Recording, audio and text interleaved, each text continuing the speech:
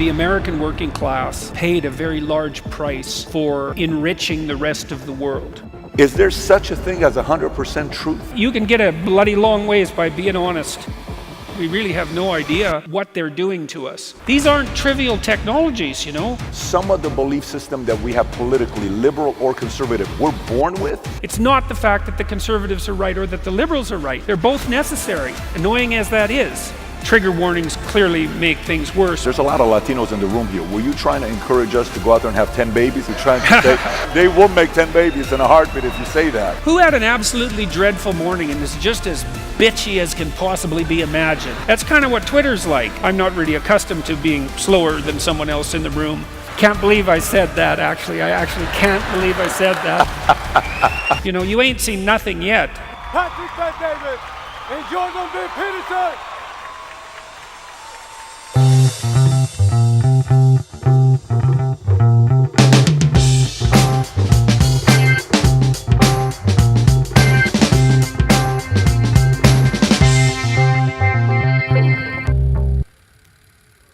Please stand up and put your hands together and welcome to the stage Patrick Bet-David and Jordan Bernt Peterson.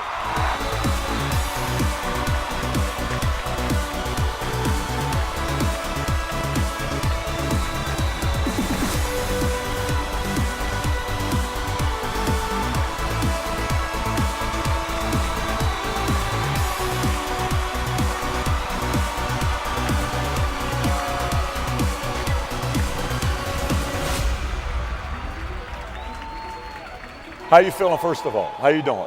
Not bad. That's an impressive sound system. That's an impressive sound system. If you're up here, it's a lot louder than you think. I know it's also loud on the other side. So how many of you here have read the book, read Jordan Peterson's book? Raise your hand if you've read his book. Okay. We made it the book of the month last month, so we had a lot of our guys read the book. But before we get into it, obviously a lot of people know because they've read about you or watched you in different places. 12 rules you have. Your rule number 1 is stand up straight with your shoulders straight. Number 2 is treat yourself like someone you're responsible for helping. 3 is befriend people who want the best for you. 4 is compare yourself to who you were yesterday, not the useless person you are today. Do not let your children do anything that makes you dislike them. Set your house in order before you criticize the world. Pursue what is meaningful, not what is expedient. Tell the truth or at least don't lie. That's number 8. Assume the person you're listening to knows something you don't.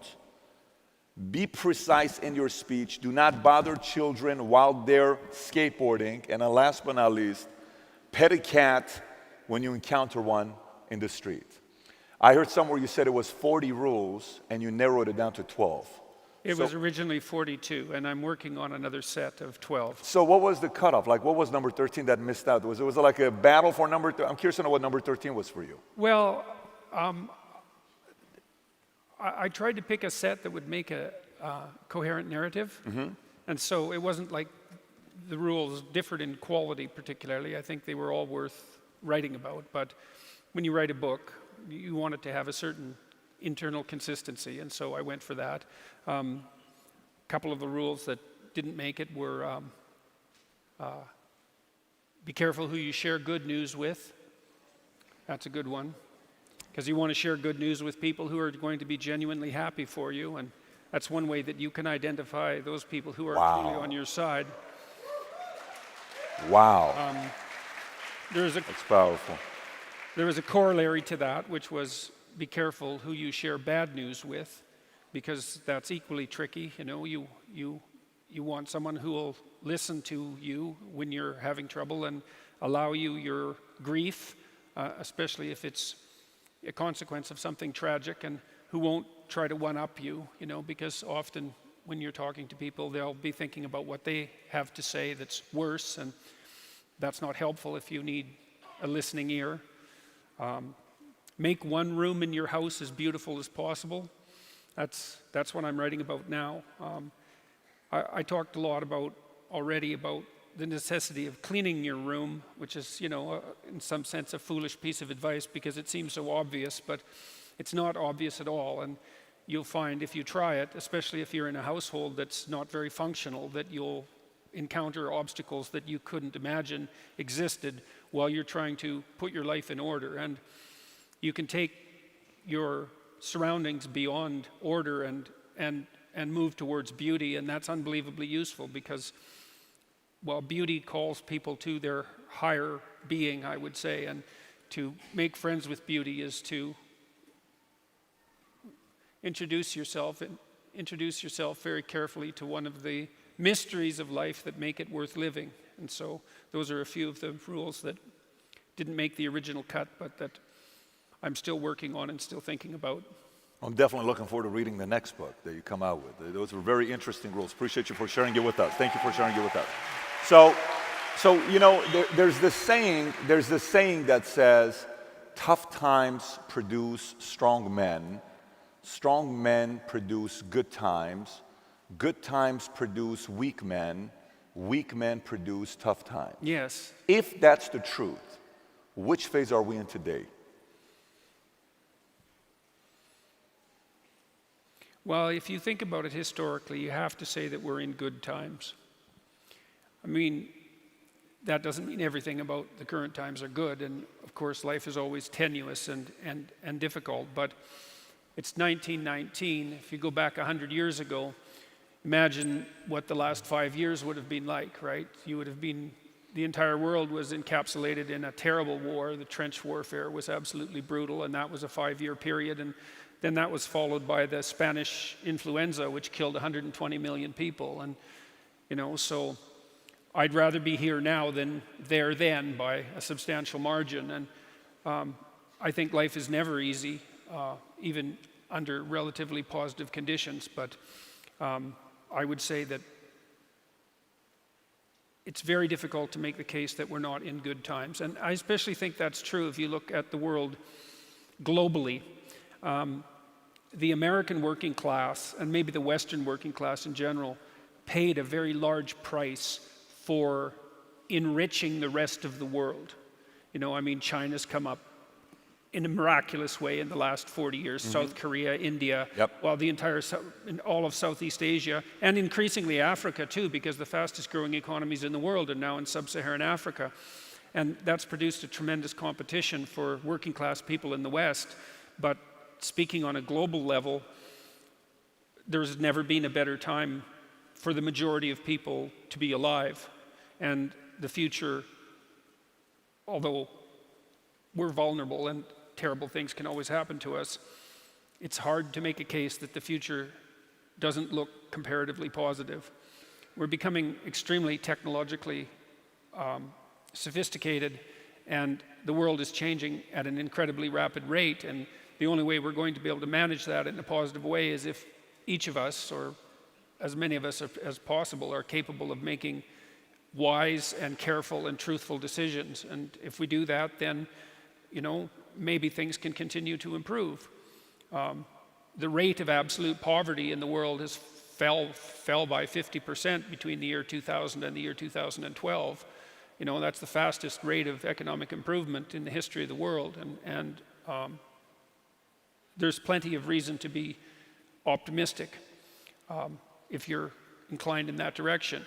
I would say it's best to marry that with a healthy dose of attentive caution because, well, as I said, things can go badly wrong. But I can't think of a time in the past that I would trade for now, despite all the problems that are also part and parcel of being alive now. So do you think these good times will produce weak men, or you don't buy that? You think in any times we're going to have weak, strong people being produced? Well, I think there is a certain danger in luxury. You know, we don't know how necessary a certain degree of privation is to motivation. You know, the typical first-generation immigrant story is someone arrives with nothing and is motivated fully to do whatever is necessary to make either themselves or their children a success. And that does seem to decline. That motivation does seem to decline somewhat over the following generations. So, for example, Asian immigrants, their children outperform American children in school by a substantial margin. but that disappears by about 3 generations, that advantage. Wow, that disappears in 3 generations. Yeah, yeah. As the Asian immigrants become more Americanized, their proclivity to excel You guys academically. understand that concept? Powerful. So I come first generation, I'm more disciplined. My kid becomes less disciplined. My grandkids become less disciplined. And the one prior to that, past that also gets less disciplined. Yeah, well, like I said, I mean, and you probably face this to some degree because, you have a lot of resources at your command. It's very difficult to provide your children with optimal privation in order to make them stand on their own 2 feet, and you don't get people to stand up on their own 2 feet and to adopt responsibility if everything is given to them, and that's a real conundrum.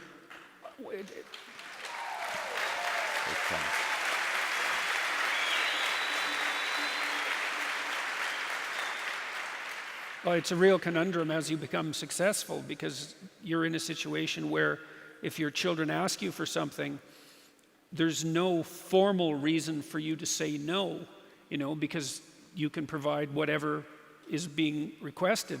But by doing that, you steal from them the opportunity to generate that for themselves. And that's, I suppose, one of the dangers of one of the dangers of prosperity. What that does to people over the long run, I don't think we understand well yet, because most people haven't been prosperous for very long, right? There's been plenty of privation to go around, and of course there still is in many, many parts of the world, including in the United States and in the West. Do you think we're getting softer and more sensitive? Do you think in general, especially America, because America's been successful now for quite some time, we're constantly growing. Do you think we are becoming softer and more sensitive? Well, I think there's a push in that direction. There certainly seems to be a technical push in that direction. Why do you in the think? Universities. Why? Well, it's complicated. Generally when I try to assess something like that, there's a rule if you're a social scientist, and the first rule is, in some sense, to look at context before you look at personality. And I think there's been a lot of really radical changes in our society in the last 50 years, and we don't understand their consequences. The most radical change is probably the birth control pill, because it's provided women with voluntary control over the reproductive function. And that's equivalent to a major biological mutation, right? Its consequence is virtually incomprehensible. I mean, partly one of the consequences is where reliable birth control is provided to women, first of all, they immediately become educated. Second, their economies tend to grow. And third, the birth rate falls below replacement. And then all 3 of those factors are monumental, so perhaps especially the third, the falling of the birth rate below replacement, which is the case in virtually every country in the Western world except the United States. Softness. Well, look, we don't know exactly what the optimal conditions are under which you toughen up, let's say. Most children now have older parents, right? Because people aren't having children until they're in their 30s. And there's a big difference between having a parent who's in his or her 30s and having a parent who's in his or her 20s. Yep. The 20-year-olds are still kind of like kids, and they're going to be more usefully neglectful, I would say.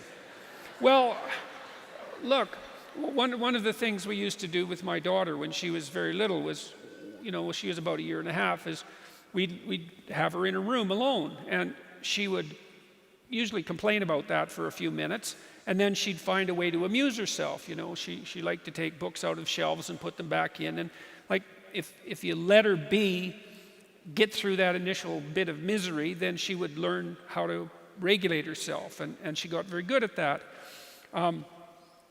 So that's a good example of minor privation having a positive influence. But children used to have multiple siblings, and siblings toughen you up because there's tremendous competition in families among siblings, and they had younger parents who had fewer resources. And now parents are older, first of all, and second, they're more resource rich, and so they're more likely to schedule their children to death in some sense to provide them with all the opportunities that they feel would be useful, and that's understandable. And plus, because they have fewer children, each child is in some sense more precious.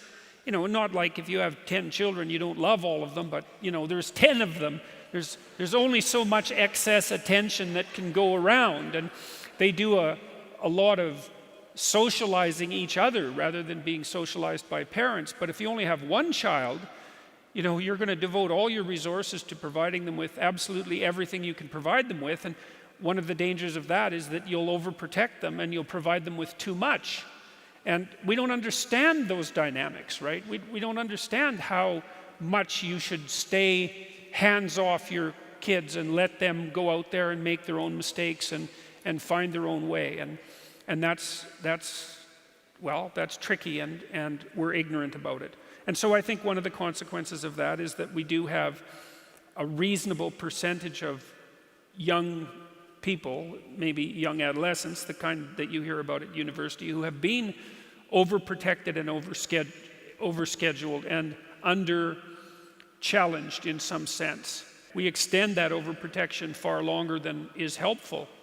You know, it's hard though, because as I said, when you have resources, you can use them to make your children's lives, let's say, easier. But the question is, like, do you really want to make the life of someone you love easier?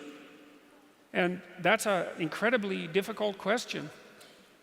And it's tough because how do you know, the whole thing is when your kids' friends go and say, hey, I heard your mommy and daddy are rich. Why isn't your mom buying you this car? Why isn't your dad buying you this car? But was your underlying message you encouraging us? Because there's a lot of Latinos in the room here. Were you trying to encourage us to go out there and have 10 babies? Is that what you're trying to say? That kind of, you know, you're talking, they will make 10 babies in a heartbeat if you say that. These are professionals that making babies here. Well, my wife and I had 2 kids, and we didn't start late compared to most of the people we knew. I think our first child was born when my wife was 29. We certainly felt that we would have had more children if we would have started earlier.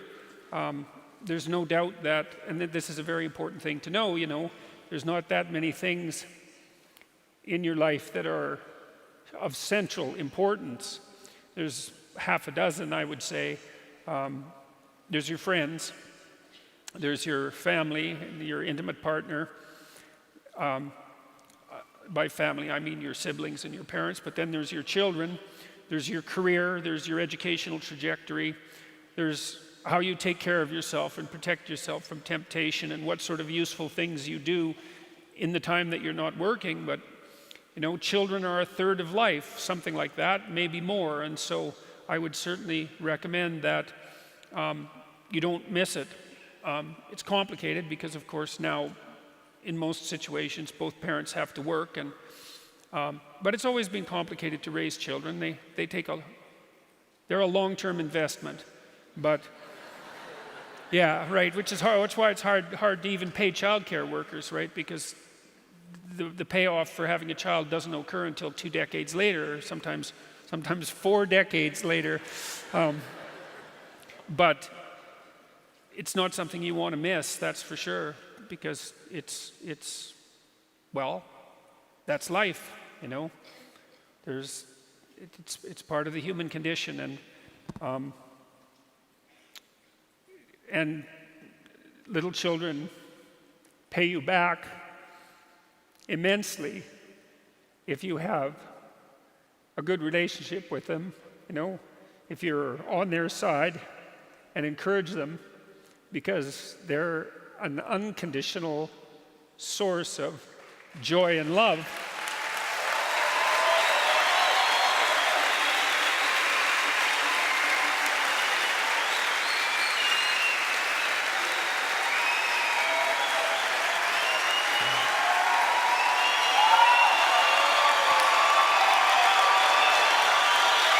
Powerful.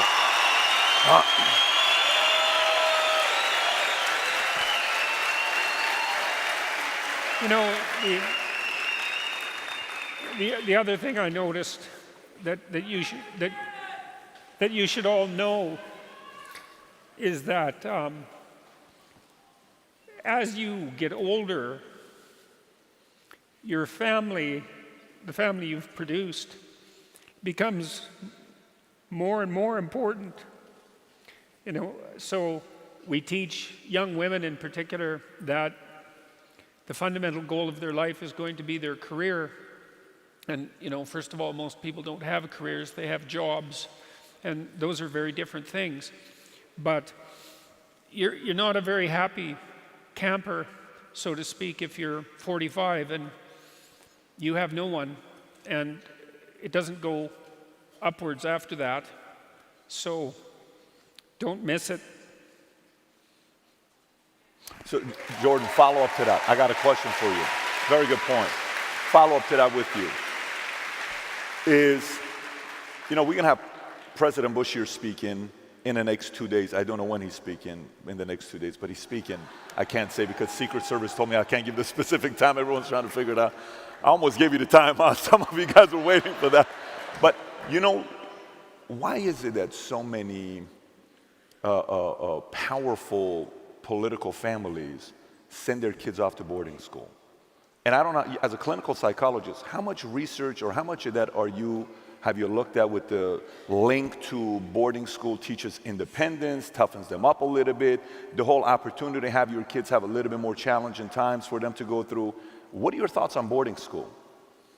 Well, I don't think that there's any evidence that, there's not a lot of evidence that school quality per se is a determining factor in the outcome of educational processes. That actually seems to be a situation. I mean, there are exceptions, and I'm certainly not trying to say that every school is equal, but a tremendous amount of what determines whether or not a child is successful at school is their intelligence. I mean, you people all went to high school, to junior high school. I mean, you know that in a group of 30 kids, there's some kids that are so bright that they figure everything out in the first 15 seconds, and there are other kids who just can't get it no matter how hard they try. And that's one of the really catastrophic and built-in inequalities in the world, generally in boarding schools, because wealth and intelligence tend to be correlated, which is also something you'd expect, right? You'd expect more intelligent people to be able to make more money, or you'd certainly at least expect less intelligent people to be able to make less money. The schools generally produce good outcomes, but it's not obvious that it's because of the schools. And this is true at higher levels of education too, to a degree that people don't really realize. So, for example, at a university like Harvard, any of the Ivy Leagues, it's very, very difficult to get in, right? So there's far more applicants than there are positions, and they use the SAT as one of the entry criteria. So you have to have a very high SAT score, and then generally you have to be good at least one or two other things to be considered. And a very large percentage, for example, of Harvard undergraduates, and there's only about 4,000 of them, so it's a rather small school, were valedictorians of their class. And they have very high SAT scores, and the SAT is a proxy for IQ. The people who administer the SAT don't like to admit that, but there's absolutely no doubt that it's the case, because any set of questions that assess general knowledge and problem-solving ability you can derive an IQ score from. And so part of the advantage of hiring an Ivy League graduate isn't the fact that they went to a high-quality school, it's the fact that it was impossible to get in. And so the screening has been done for the employer by the admissions process at the school. And the same thing is true of business schools, and the people who run business schools know that, is that the primary value that they offer, and again, this is not the case with every business school, is the fact that if you hire an MBA from their program, and it's a very selective program, then you have a very high probability of hiring someone who's intrinsically intelligent and conscientious. And that's a great predictor. Those are great predictors of long-term success. So, and what would you expect in a society that's essentially meritocratic? it's pretty straightforward to think this through. Not only should people who are faster and smarter be more productive, especially if they're hardworking, but that's really what you'd want, isn't it? I mean, how the hell do you want to set up your society? You want to set up your society so that incompetent people who do nothing succeed? That first of all, that can't happen. So, you know, and I should say that I'm very aware of the unfairness of a meritocratic society, of its intrinsic unfairness. So let me give you an example. I had someone write me the other day. He had listened to some of my lectures on IQ, and he sent me his IQ scores. And he was in the 5th percentile, which basically meant that 95% of the people around him were faster cognitively than he was. And, you know, the letter it wasn't very grammatically correct, and it wasn't very well written, although it was very sad. And he said that he had a very difficult time finding a job and keeping one, that he was constantly frustrated and unnerved. And that's a terrible thing, you know, because it's not as if it's his fault. A lot of what constitutes your innate cognitive ability or your cognitive ability is something that's really granted to you by fortune and fate. And I mean, you can make someone stupider, but it's very difficult to make someone smarter, although hard work definitely is a plus. People stack up at the bottom, and it's not easy to figure out how to deal with that, but because you need the people who are leading the cognitive revolutions to develop entrepreneurial enterprises and to run things properly and to invent the new things that we all use and hopefully to raise the living standards of society in general. So do you think, you said it's easier to make people stupider. That's what you said. It's easier to make people stupider? Oh, definitely. Oh. Well, you can do that by depriving them of nutrition when they're children. I mean, one of the things we know, and this is from Bjorn Lomborg's work, which I would really recommend. Lomborg has put together a team of economists to rank order problems in the world by return on investment in solving them. So you imagine, you know, maybe there's 100 problems that beset the world, from starvation to lack of water, to lack of sanitary facilities, to lack of education, to tyrannical governance, to, well, you can continue the list in your own imagination. What Lomborg did was consult very high-level economists who he put in teams to find out where you get the biggest return for your foreign policy dollar over, you know, a reasonable stretch of time. And it's clearly the case that if you invest in early childhood nutrition, that pays off at about 250 to 1. And so one of the ways that you can impair children's intelligence permanently is by ensuring that they don't have enough to eat when they're very young. And that's actually something that can be addressed very inexpensively, and it's to everyone's benefit.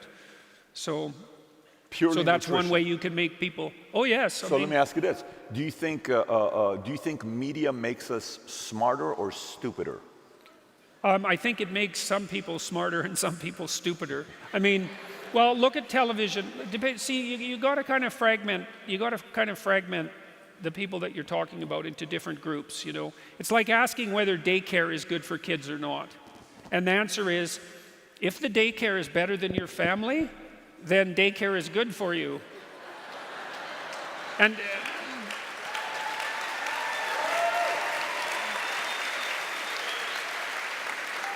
you know, and I actually mean that technically, because the studies of early childhood daycare indicate that for some kids it's perfectly fine, and for other kids it's not.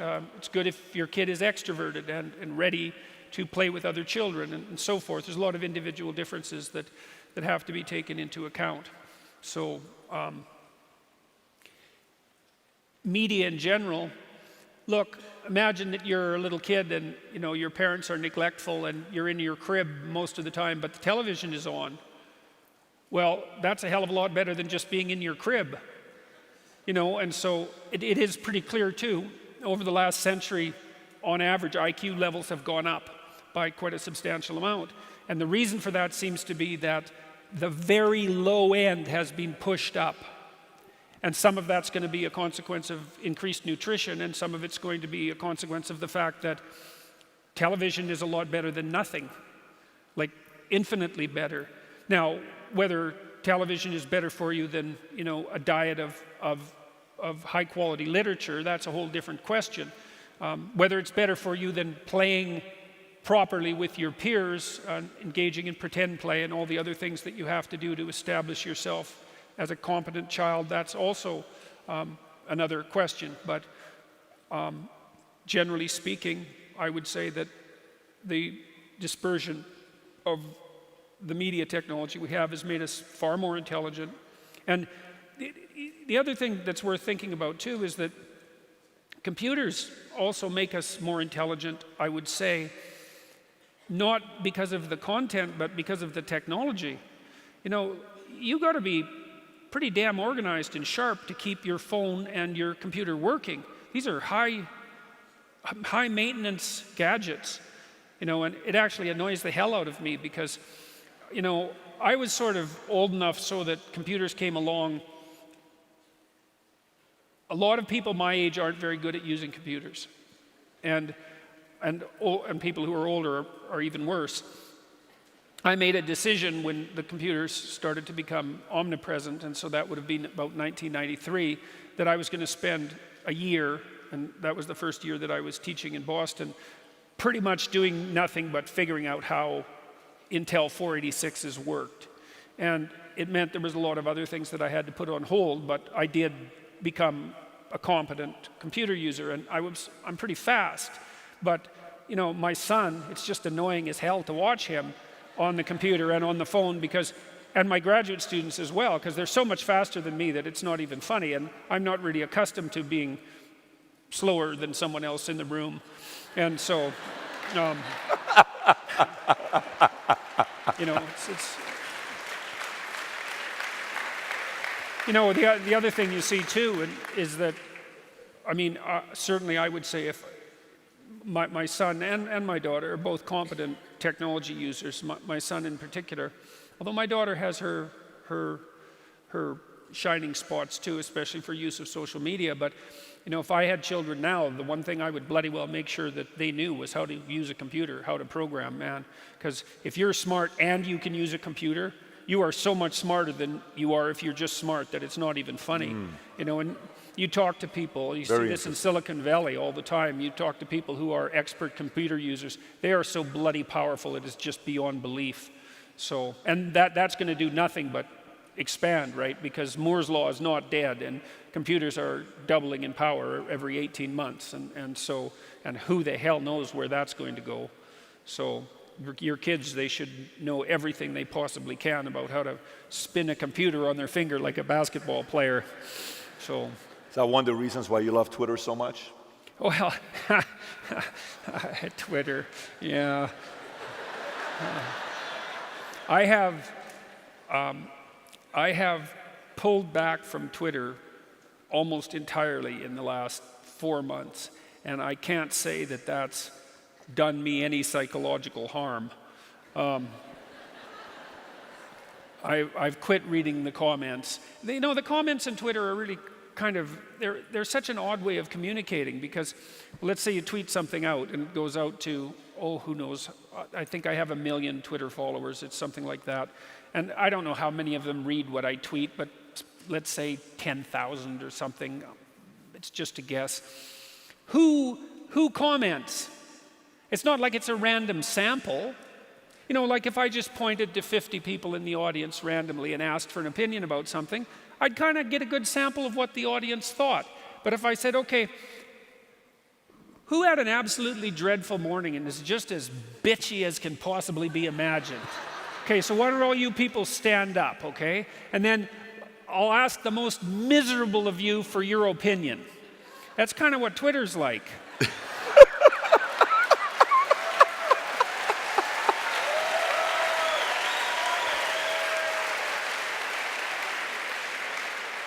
You know, so it's a form of pseudo-information.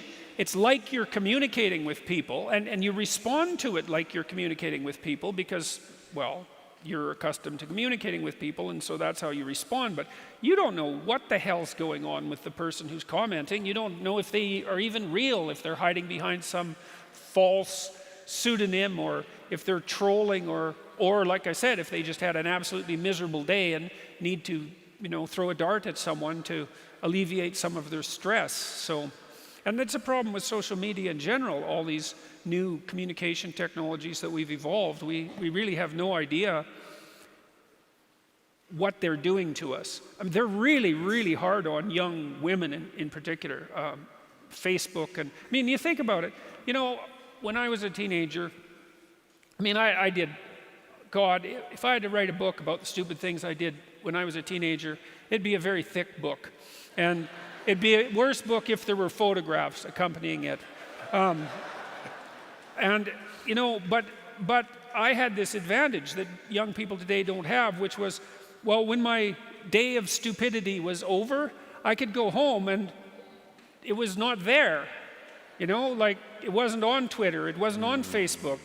There wasn't 20 of my friends communicating to me about, what foolish thing I did at the party the night before.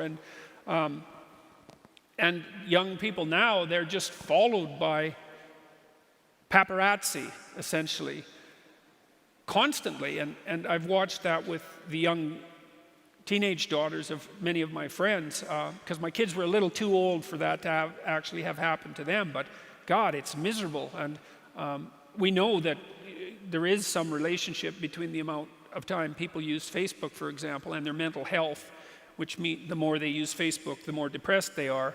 And it might be that the depression is driving the Facebook use, but the causal pathway seems to be the other way around, which is, it's just playing that unbelievably exposed social game.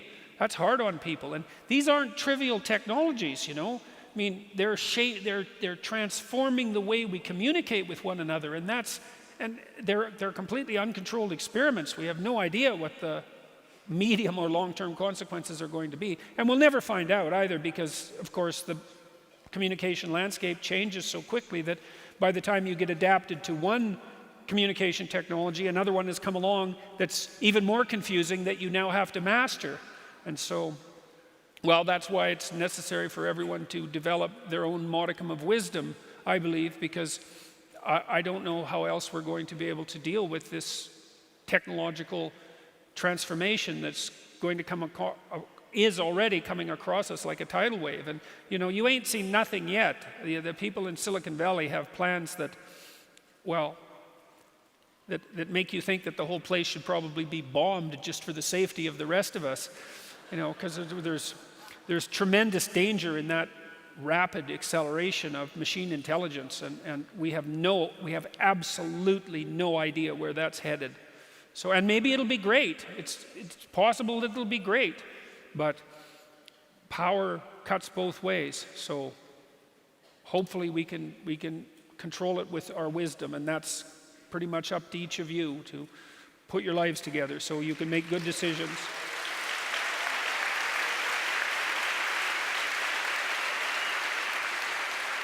So let me ask you this question. This is more for myself. This is maybe the audience here can process it any way they want. We started a company based on a vision of capitalism, and I promised myself I'm going to be talking about this for the rest of my life, on me coming here from Iran and understanding how this system works and why so many immigrants come here. So I said, for the rest of our careers, we're going to be talking about this. And we're multicultural. We got a lot of different nationalities.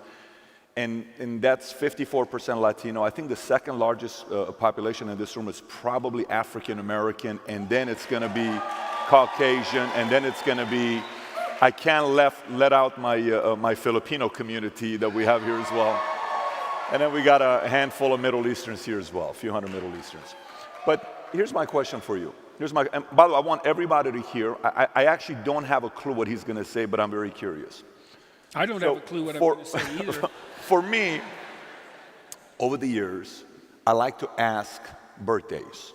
When your birthdays? To me, and I've stored in my mind. I said, boom, is there any kind of correlation between these nights? And it's not even horoscope. It's just purely a date to me. It's not like, oh, you're Libra, you're this. I go through dates, right?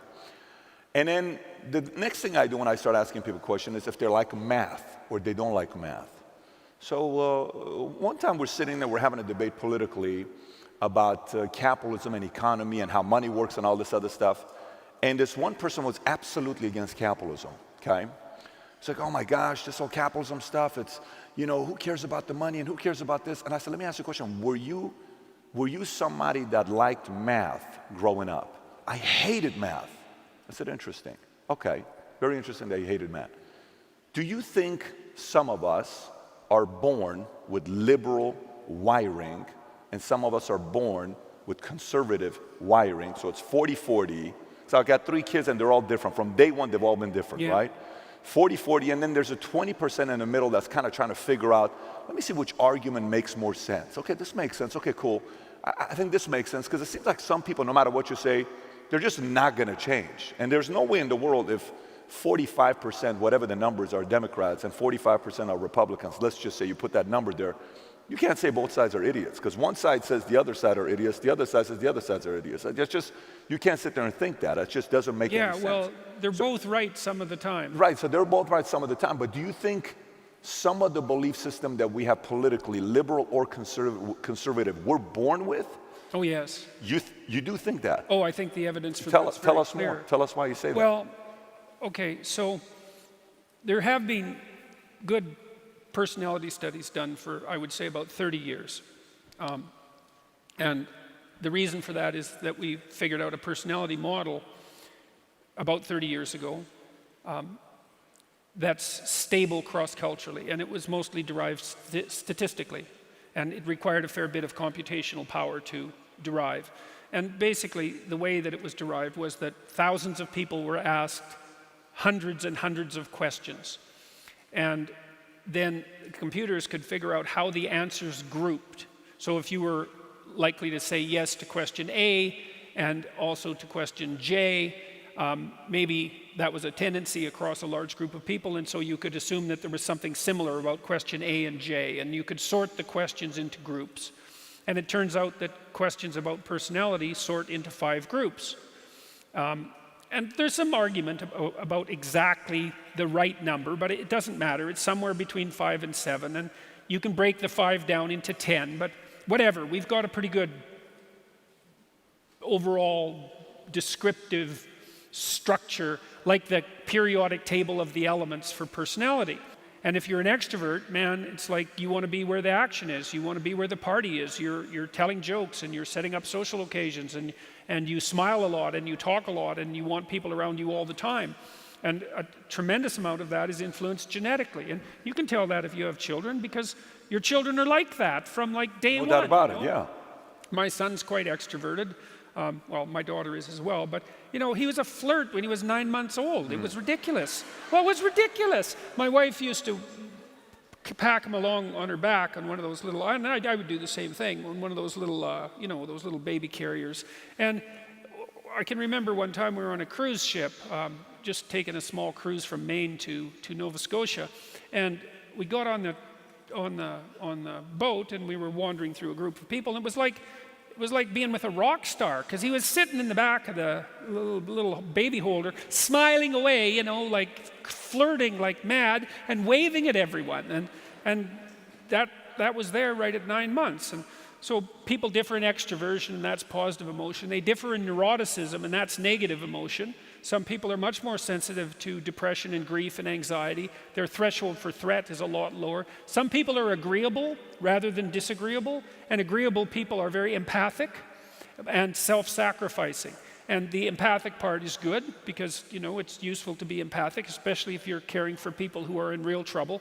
But the self-sacrificing isn't so good. That can make you resentful and also decrease the probability that you're going to be successful in your salary negotiations and so forth. So those of you who are agreeable and have a hard time standing up for yourself and fighting, you know, you'll fight for other people but not for yourself.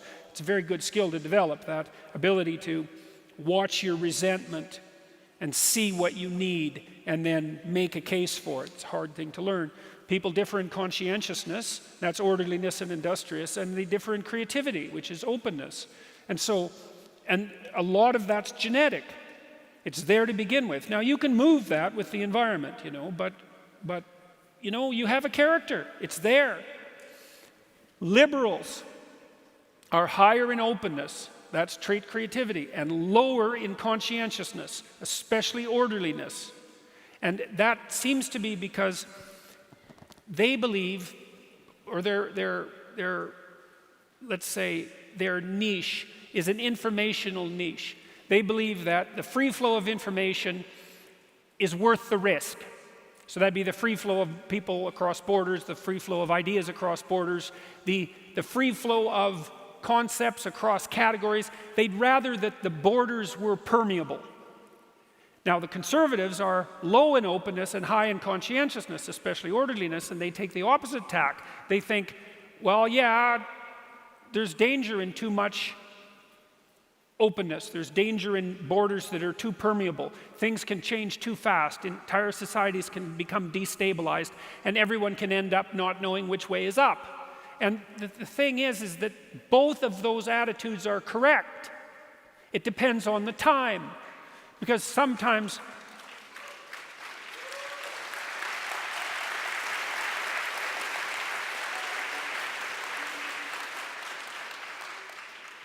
sometimes things are changing so fast that everybody's knocked off their feet and things are falling apart. And sometimes things are so rigid that there isn't any new water flowing and everything's ground to a halt. You see that in corporations very often, where they get ossified, and there's no new ideas, and then they collapse. The average Fortune 500 company only lasts, I think now it's only 24 years, and the duration of their occupation of the top Fortune 500 space is getting shorter and shorter every year. You need liberals because now and then the right thing to do is to come up with something new. And you need conservatives because now and then the right thing to do is to do what everybody has always done. And the reason you need political dialogue is so that the liberals and the conservatives can continue to argue about which of those solutions is appropriate right now. And That's powerful, Jordan. And that's a unifying message, by the way. That's a unifying message that you're not hearing. Yes. Today, it's not a unifying message that we need each other. Today, it's more, we're smart, you're dumb, and you have no clue what you're talking about. And you're trying to take advantage of people. Versus, hey, we need to kind of process this thing together. No, it's really a bad idea, it's a really bad idea. Because here's another example. So, Silicon Valley tends to be liberal. Everyone knows that. And the reason for that is that there's a tremendous number of entrepreneurs there. And entrepreneurs tend to be high in openness and lower in conscientiousness. So they're creative, but they're also willing to break rules, which you kind of have to do often. Hopefully not to a criminal extent, but you have to. It's tricky when you're trying to establish something new, because look at a company like Uber. They had to bend the rules to be successful. And those companies that have rented those scooters out and put them on the streets everywhere, they just kind of went ahead and did it. It's not something an orderly person would do because they'd ask for permission, whereas the people who started these scooter rental companies just said, well, what'll happen if we put them everywhere? And the answer was, that seemed to work. But, you have to have a rule-breaking proclivity in order to manage that. But the thing is, if you're an entrepreneur, you need conservative people, because once you've figured out how to do something, and then you want to run it algorithmically, you want to run it by the rules, well, then it's the conservative types that are going to be really good at doing that and making sure that the I's are dotted and the T's are crossed and show up for work on time and have stable marriages and be reliable. And their problem is it's easy for them to get stuck in a rut. So this is also Rule 9, which is, attend to the person you're listening to as if they might know something you don't. It's like, I really find it interesting to talk to people whose political opinions differ from mine. And for me, that's mostly meant talking to really strong conservatives, because I would say temperamentally I tilt in the liberal direction, although being a social scientist has made me more conservative. It's very interesting to talk to people who don't share your political views if you listen to them, because they'll tell you all sorts of things about why they think that you just don't understand. And it's not that they're wrong.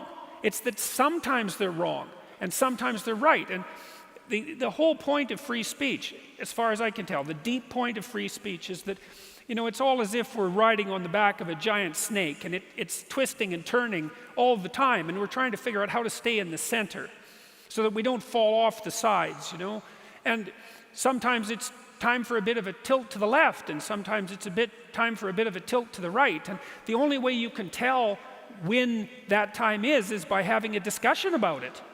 And so it's the discussion that keeps us centered. It's not the fact that the conservatives are right or that the liberals are right. They're both necessary, annoying as that is. So let me ask you this. To follow up on that.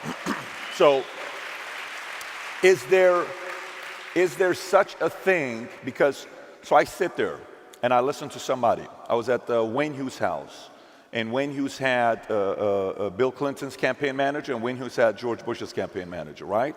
And it's only 40 of us, and this is like 10 years ago, and they're both debating on their argument. Both very convincing, okay? They're both very convincing and persuasive.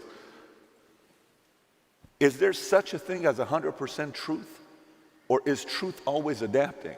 Because if what you're saying is, it's opinions, listen to both opinions and see what makes sense and what doesn't make sense, versus, is there something that I can look for that gets my argument a point to say, you know what, this is the accurate 100% truth, I'm gonna solve it based on this. Because in math, 3 times 3 is 9.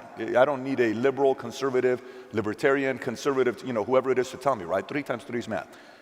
Is there that as well, to look at arguments and say, this is the truth based on this, or are we having to still be a little bit nimble to see what both arguments are? Well, I would say 2 things about that. One is, I think there are times when you can establish truths. This is one of the reasons I like Bjorn Lomborg's work. He wrote a book called How to Spend $75 Billion to Make the World a Better Place. And what he did was put together these 10 teams of economists, and he had them rank order the problems in terms of return on investment, and then he averaged across their estimates and came up with a final list. That's not a bad application of the search for objective truth in the political and social domain.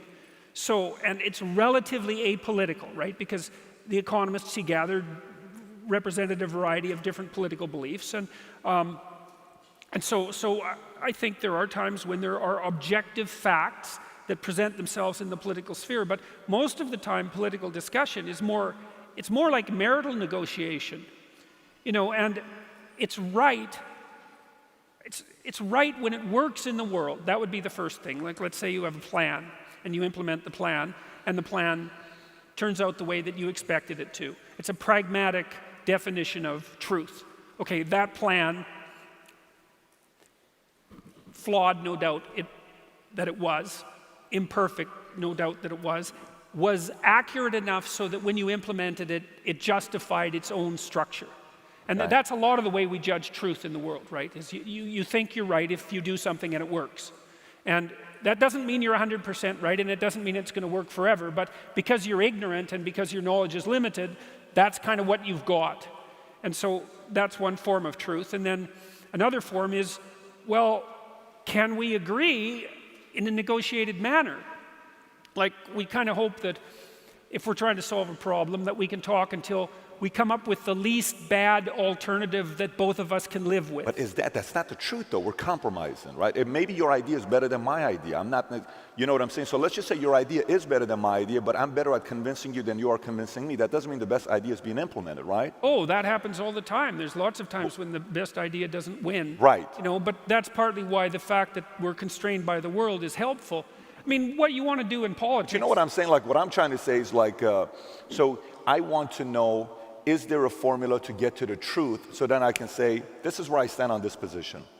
Or is it all about a lot of going back and forth and discord until I'm kind of like, okay, I kind of relate to this? 100% truth versus 70%, 80%? You know what I'm asking? I think 100% truths are very difficult to come by. That's where I'm going with that. Okay. I mean, I've been trying to identify 100% truths, the 100% truths, let's say, that sit at the bottom of our societies. And one of the things that I believe to be true is that the idea that the individual is properly sovereign, I believe, is as true as any idea that human beings have ever come up with. I think that idea works. Not everyone would agree with that. The more complex the situation, the harder it is to extract out something approximating an objective truth.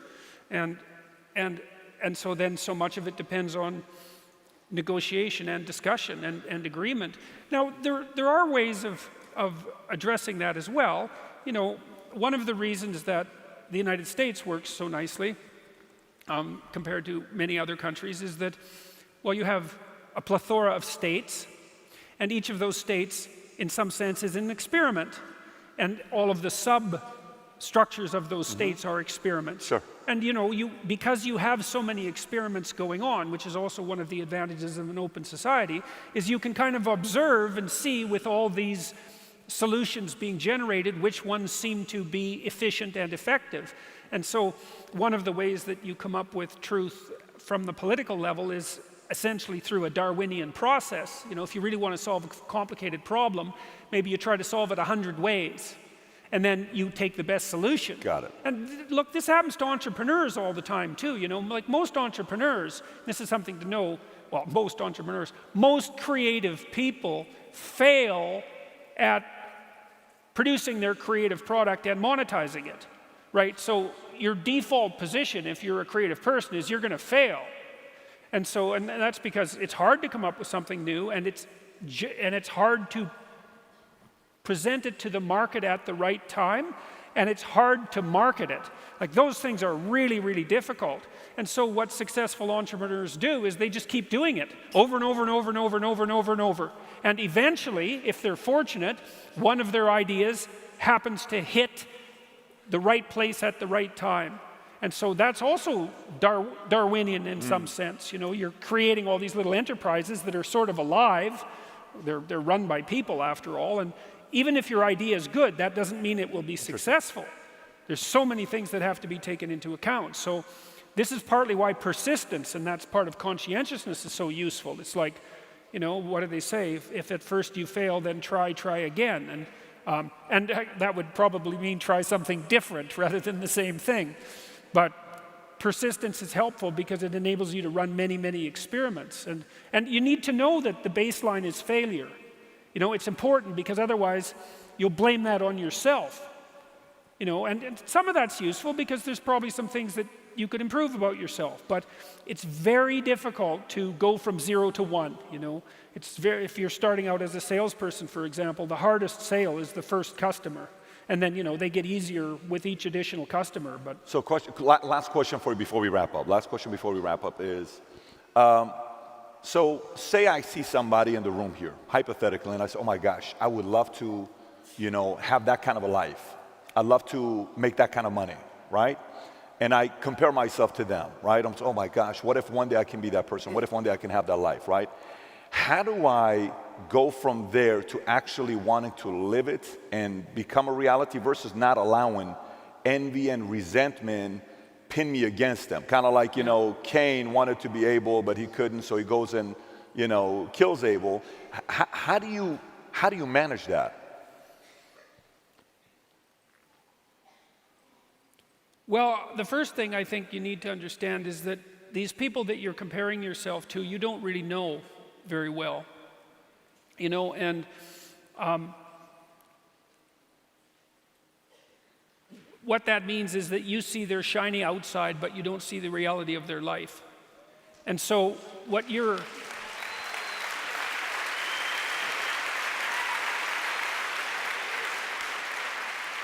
You know, maybe you're in California, see someone speeding down the road in a convertible Porsche, and you think, oh man, what a lucky bastard. And the truth of the matter is that he's thinking about wrapping his expensive sports car around the next cement pillar that he comes close to. You know, you can't tell, and people have hard lives, and even people who are comparatively fortunate have hard lives. And so the ideal that you're observing that makes you jealous and resentful is in large part an illusion that's created by your own mind. And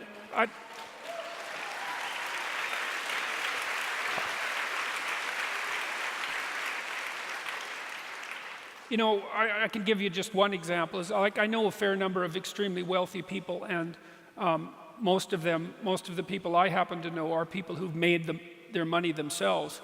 And I tell you, man, they have a burden of responsibility that would crush me, would crush the typical person.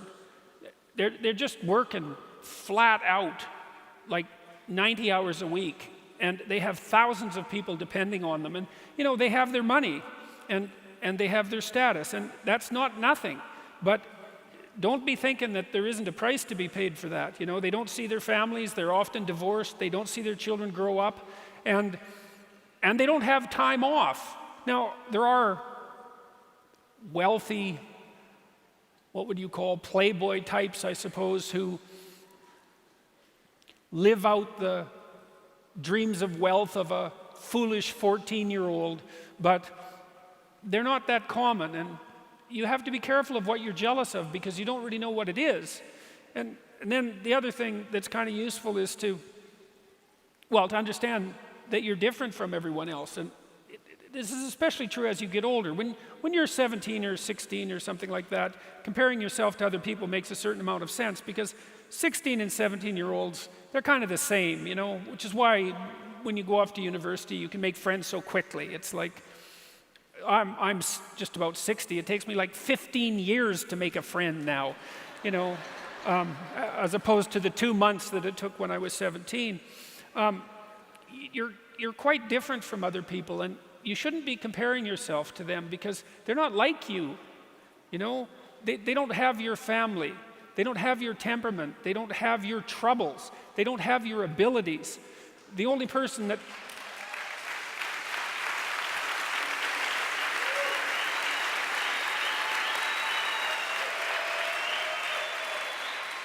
the only person that has those is you. And this is why one of the rules, I think it's rule 4, is compare yourself to who you were yesterday and not to who someone else is today. And see, that's a game you can win because you could be a little better today than you were yesterday. And that's a good thing. You're a little better. That's a good thing. And no doubt there are some things that you could improve. If you sit and meditate for any length of time about what you're not doing optimally, answers will spring to mind. You could be getting up earlier. You could be watching YouTube less, unless they're my videos, in which case you could be watching them more. Anyways, can't believe I said that, actually. I actually can't believe I said that. That's the entrepreneur side of you. But like, comparing yourself to who you are now, that's a game you can win. And like I've seen this be effective in many, many cases in my clinical practice, for example. It's like you take stock of where you are, what your advantages are and what your disadvantages are, and then you start with a little humility on the path of incremental improvement. And incremental improvement compounds. And so you can get a long ways. And then it's, you see, because trajectory in some sense is more important than position for human beings. I mean, if you're starving to death and ill, that's not the situation that I'm describing. But if you've got the bare necessities of life, and so you're not surrounded by absolute privation, what you really want is to see that you're on an uphill path, something that's got the right slope, and you can start anywhere on that path, and you can improve 0.5% a day or 1/4% a day, and you think, well, that's not very much. It's like it's 100%. If it's 1/4% a day, it's 100% in 4 years, and that doesn't count compounding, which means it's actually going to happen a lot faster. And that's duplicatable. Anybody can do that. Anybody can do that. It's not just applicable to the most talented person or the least talented. Anybody can do that. I think that the possibility that you can make yourself slightly better on a continual basis is, I think that's something that's accessible to everyone. I think that's equivalent to leading a virtuous life. And, I talked about the terrible catastrophe in some sense of differences in intelligence and differences in conscientiousness and so forth, and the downside of the meritocracy. But there is something to be said for virtue and truth, and that is one thing. Another thing that I've noticed about people who've been phenomenally successful is that they really do everything they can to live a truthful life, and that you can get a bloody long ways by being honest. It's really something. And so, you know what? One of the things he's talking about, you never know what people are going through. Myself, Marvin, and Jordan were speaking backstage. And, you know, he's been not as active recently as possible with media because of what your personal life, what your wife is going through health-wise.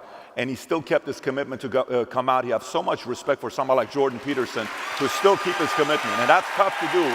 It's your wife. So let's make some noise for Jordan Peterson. Jordan, appreciate you for coming out.